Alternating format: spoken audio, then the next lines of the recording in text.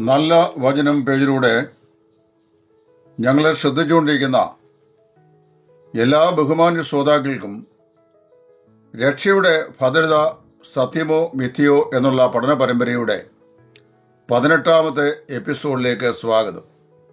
ഇന്ന് നമ്മൾ പഠിക്കാൻ പോകുന്നത് ഒരു വിശ്വാസിയുടെ രക്ഷ ഭദ്രമായിരിക്കുന്നതിൻ്റെ മറ്റൊരു കാരണമാണ്. ആ കാരണത്തെക്കുറിച്ച് പറയുമ്പോൾ വിശുദ്ധ തിരുവെഴുത്തുകളാണല്ലോ നമ്മുടെ പഠനത്തിൻ്റെ ആധാരമായി അല്ലെങ്കിൽ അടിസ്ഥാന പ്രമാണമായിട്ട് ഇരിക്കുന്നത്. ദൈവവചനം പ്രത്യക്ഷമായി പറയുന്ന കാര്യങ്ങൾ ഉപദേശ സത്യങ്ങളായി നമുക്ക് സ്വീകരിക്കാവുന്നതും യാതൊരു നിലയിലും നാം അതിനെ സംശയിക്കാൻ ആവശ്യമില്ലാത്തതുമാകുന്നു.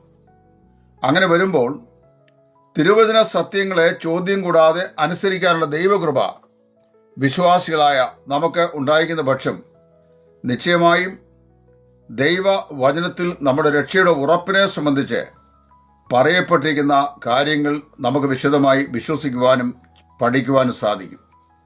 കൊരിന്ത്യർക്ക് എഴുതിയ 1-ാം ലേഖനം 15-ാം അധ്യായത്തിൻ്റെ 51-52 വാക്യങ്ങൾ ഇന്നത്തെ നമ്മുടെ പഠനത്തിന് ആധാരമായി ഞാൻ വായിക്കുവാനും കേൾപ്പിക്കുവാനും ആഗ്രഹിക്കുന്നു. 1 കൊരിന്ത്യർ 15-ാം അധ്യായം നാം എല്ലാവരും അറിയുന്നത് പോലെ വിശുദ്ധന്മാരുടെ പുനരുത്ഥാനം എന്ന് പറയുന്ന മർമ്മത്തെ അപ്പോസ്തലനായ പൗലോസ് വിശദമാക്കുന്ന ഒരു അധ്യായമാണ്. ഈ അധ്യായത്തിൽ പുനരുത്ഥാനം എന്ന് പറയുന്ന യാഥാർത്ഥ്യം ശാസ്ത്രീയമായും വേദപുസ്തകപരമായും യുക്തിപരമായും തത്വശാസ്ത്രപരമായും മനഃശാസ്ത്രപരമായും തിരുവെഴുത്തുകളുടെ അടിസ്ഥാനത്തിലും എത്രമാത്രം സാധുതമായ ഒരു കാര്യമാണ്, എത്രമാത്രം വിശ്വസിക്കാൻ മതിയായ ഒരു വിഷയമാണ് എന്ന് അപ്പോസ്തലൻ വളരെ താത്വികമായി ചൂണ്ടിക്കാണിക്കുകയാണ്. അവിടെ അപ്പോസ്തലൻ പറയുന്നു, സഹോദരന്മാരെ, ഞാൻ ഒരു മർമ്മം നിങ്ങളോട് പറയാം. നാം എല്ലാവരും നിദ്രകൊള്ളുകയില്ല, എന്നാൽ അന്ത്യ കാഹളനാദത്തിങ്കൽ കണ്ണിമയ്ക്കുന്നിടയിൽ നാം എല്ലാവരും രൂപാന്തരപ്പെടും, മരിച്ചവർ അക്ഷയരായി ഉയർത്തെഴുന്നേൽക്കും. ഇവിടെ പറയപ്പെടുന്ന 1-2 പദപ്രയോഗങ്ങളാണ് രക്ഷയുടെ ഭദ്രതയ്ക്ക് ആധാരമായി ചൂണ്ടിക്കാണിക്കുവാൻ ഇന്നത്തെ എപ്പിസോഡിൽ ഞാൻ ആഗ്രഹിക്കുന്നത്. അവിടെ അപ്പോസ്തലൻ പറയാണ്, സഹോദരന്മാരെ, കൊരിന്തിലെ വിശ്വാസികളെ അദ്ദേഹം അഭിസംബോധന ചെയ്യുകയാണ്. 1 കൊരിന്ത്യർ 4-ാം അധ്യായത്തിന്റെ 15-ാം വാക്യപ്രകാരം അവരെല്ലാവരും വീണ്ടും ജന്മം പ്രാപിച്ചവരും പരിശുദ്ധാത്മാവിനെ പ്രാപിച്ചവരുമായ വിശ്വാസികളാണ്. ആ വിശ്വാസികളിൽ പല ന്യൂനതകളുണ്ടെങ്കിലും പല പ്രയാസങ്ങൾ അവരുടെ ഇടയിൽ നിലനിന്നിരുന്നു എങ്കിലും വളരെ വ്യക്തിയോട് പൗലോസ് പറയുകയാണ്, സഹോദരന്മാരെ, അവരെ വിളിക്കുന്ന സഹോദരന്മാരെ എന്നാണ്, സഹോദരത്തിൽ നിന്ന് പുറപ്പെട്ടവരെ, ഞാനൊരു മർമ്മം നിങ്ങളോട് പറയാം.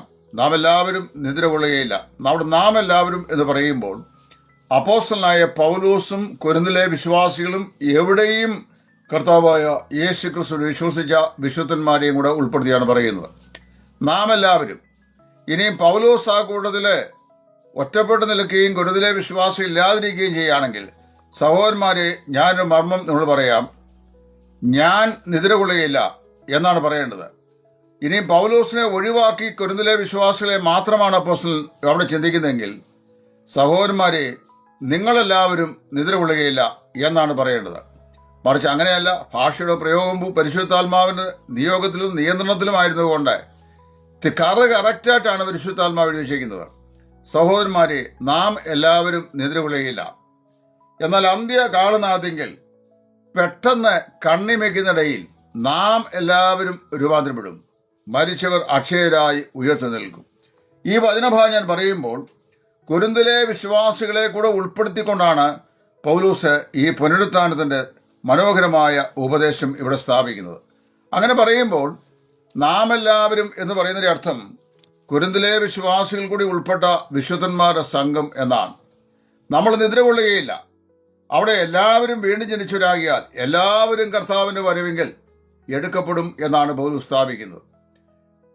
ലോകാരംഭം മുതൽ അല്ലെങ്കിൽ ദൈവസഭയുടെ ആരംഭം മുതൽ കർത്താവായ യേശു ക്രിസ്തുവിൽ വിശ്വസിച്ച എല്ലാ വിശ്വാസികളും എല്ലാ വിശുദ്ധന്മാരും അവർ കർത്താവായ യേശു ക്രിസ്തുവിൻ്റെ വരവെങ്കിലെ അന്ത്യ കാഹളനാദത്തിൽ ഉയർക്കും എന്ന് വളരെ വ്യക്തമായി പൗലോസ് പറയുന്നു.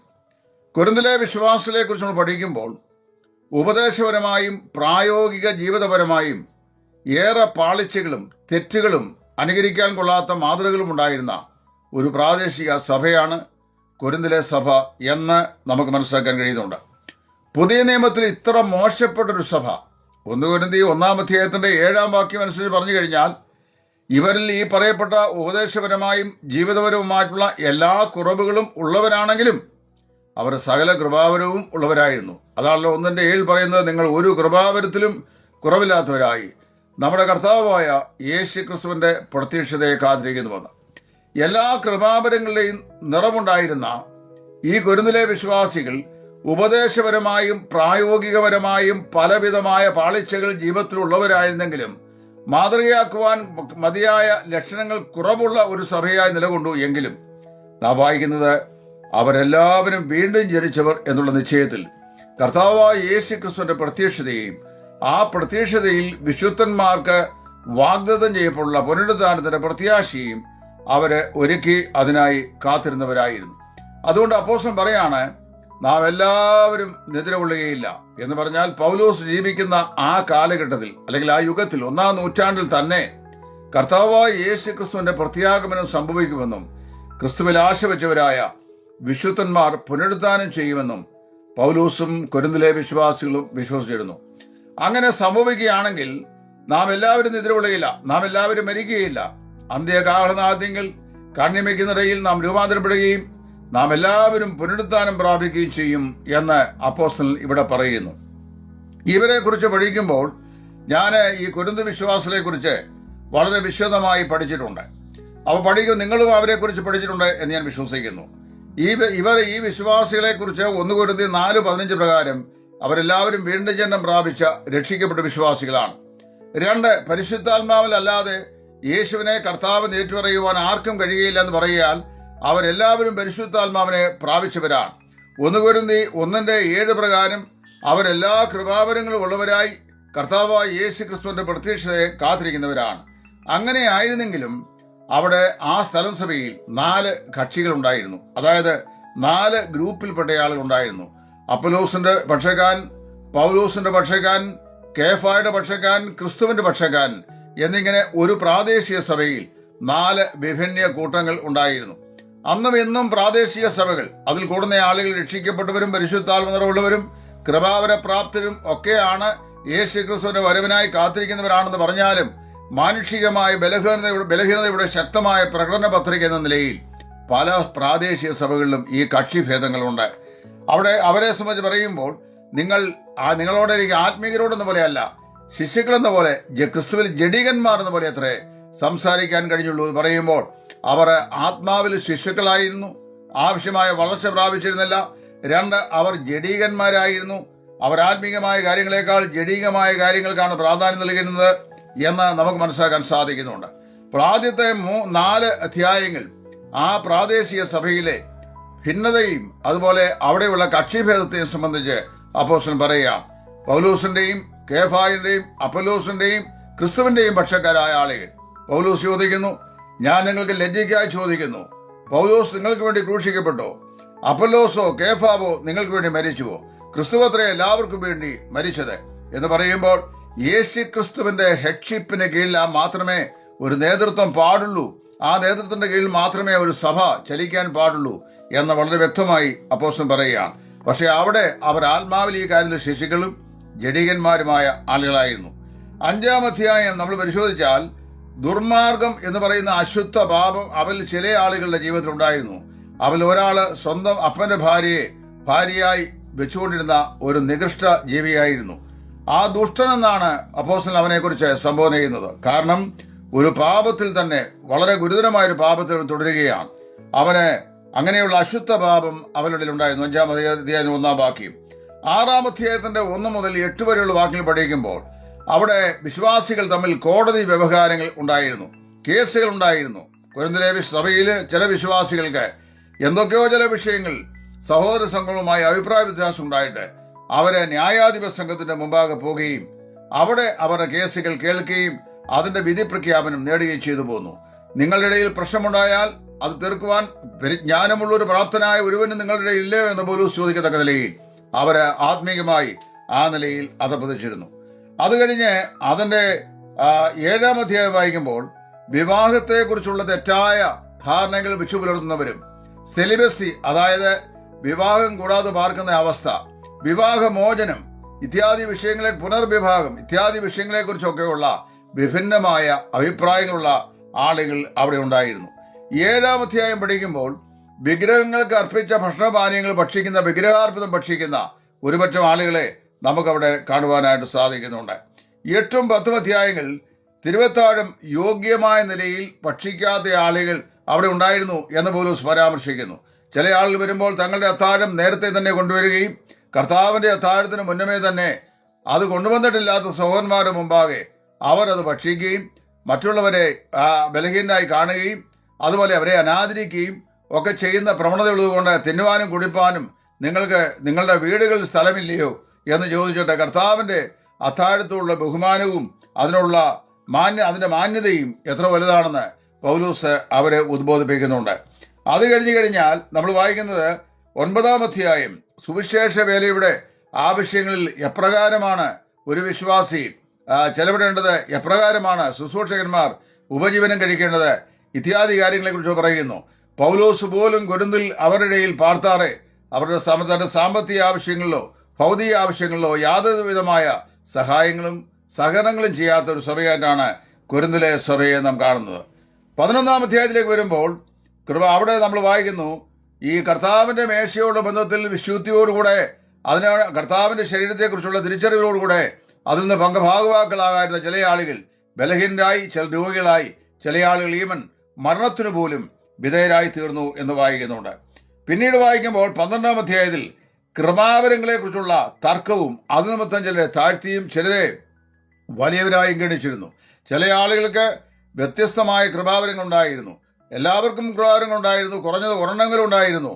എന്നാൽ ചില ആളുകളെ വലിയ കൃപാവര പ്രാപ്തരായും മറ്റു ചിലരെ ചെറിയ കൃപാവര പ്രാപ്തരായും തരംതിരിച്ച് കാണുകയും അതുപോലെ ചിലരെ താഴ്ത്തുകയും ചിലരെ ഉയർത്തുകയും ചിലരെ വലിയവരായി കാണുകയും ചിലരെ ചെറിയവരായി കാണുകയും ഒക്കെ ചെയ്യുന്ന ഒരു പ്രവണത ഉണ്ടായിരുന്നു എന്നാണ് നമുക്ക് മനസ്സിലാക്കുവാൻ സാധിക്കുന്നത്.